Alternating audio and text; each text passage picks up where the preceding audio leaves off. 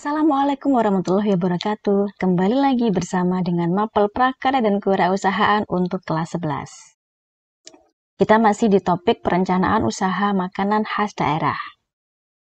Kali ini kita akan bahas mengenai sumber daya yang dibutuhkan dalam usaha makanan khas daerah. Indonesia adalah negara yang memiliki kekayaan kuliner sangat luar biasa, baik ragam maupun cita rasanya. Beberapa daerah bahkan memiliki lebih dari satu makanan khas. Sebagai contoh, Jawa Barat dengan bahan baku utama singkong dapat diolah menjadi tape, suwar-suwir atau dodol, prol tape, dan juga brownies tape dengan rasa yang bervariasi.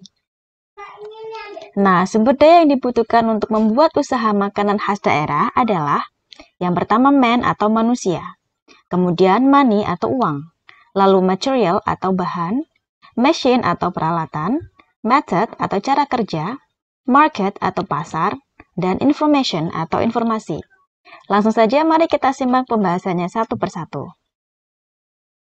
Yang pertama adalah man atau manusia. Dalam sebuah kegiatan usaha, manusia adalah faktor paling penting. Sebab manusia adalah pelaku yang melaksanakan proses kerja untuk mencapai tujuan yang diinginkan. Sumber daya manusia yang dibutuhkan dalam usaha makanan khas daerah berupa tenaga kerja terdidik dan terlatih.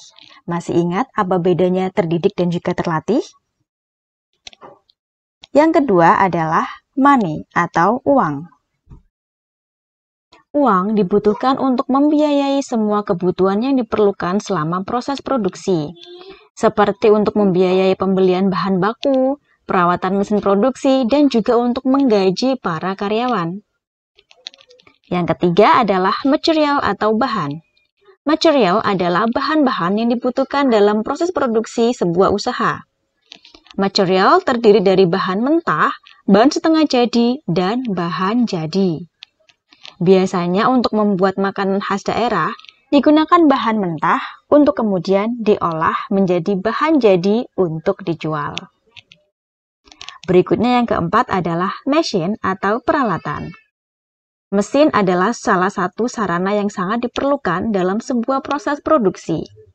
Saat ini seiring dengan berkembangnya zaman dan teknologi yang semakin canggih, alat-alat yang mendukung proses produksi pun juga turut menjadi lebih canggih, sehingga dapat menghemat biaya dan tenaga, bahkan dapat membuat bentuk dan tampilan produk jadi lebih bagus.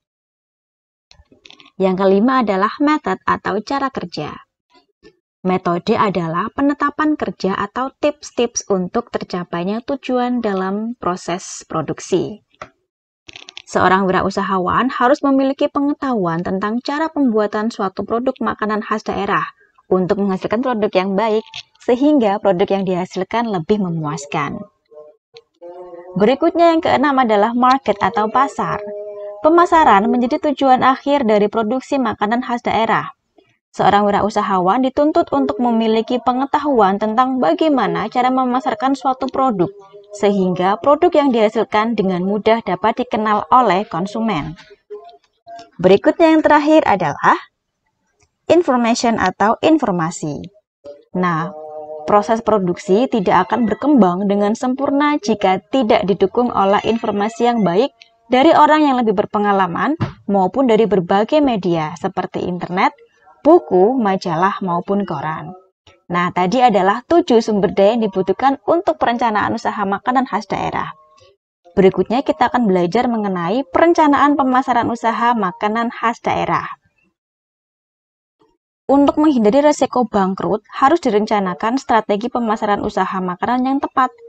Beberapa strategi yang dapat dilakukan diantaranya, yang pertama, buatlah nama untuk bisnis makanan semenarik mungkin. Kenapa? Karena nama usaha akan menjadi image yang akan tertanam pada konsumen, sehingga mereka mudah untuk mengingat usaha makanan yang dibuat. Oleh karena itu, sebelum membuka usaha makanan, siapkanlah nama usaha makanan yang menarik, unik, dan mudah diingat oleh para konsumen. Di samping itu, sesuaikan nama dengan usaha yang dijalankan dengan daerah asal makanan. Yang kedua adalah perkenalkan usaha olahan makanan kepada masyarakat. Mulailah pemasaran dengan mengenalkan makanan khas daerah yang dibuat kepada masyarakat sekitar. Hal ini dapat dilakukan dengan membuat acara dan mengundang masyarakat luas untuk berkunjung ke lokasi Anda. Selain itu, pemasaran juga bisa dilakukan dengan mengambil karyawan yang bertempat tinggal di sekitar lokasi. Yang ketiga, berikan potongan harga untuk acara tertentu, seperti misalnya pada saat grand opening, ulang tahun usaha, dan lain sebagainya. Selain itu, dapat juga memberikan paket harga khusus pada saat hari-hari tertentu. Selanjutnya adalah membangun jaringan dengan usaha lain yang dapat mendukung usaha makanan yang dibuat. Jaringan merupakan pemasaran yang sangat efektif.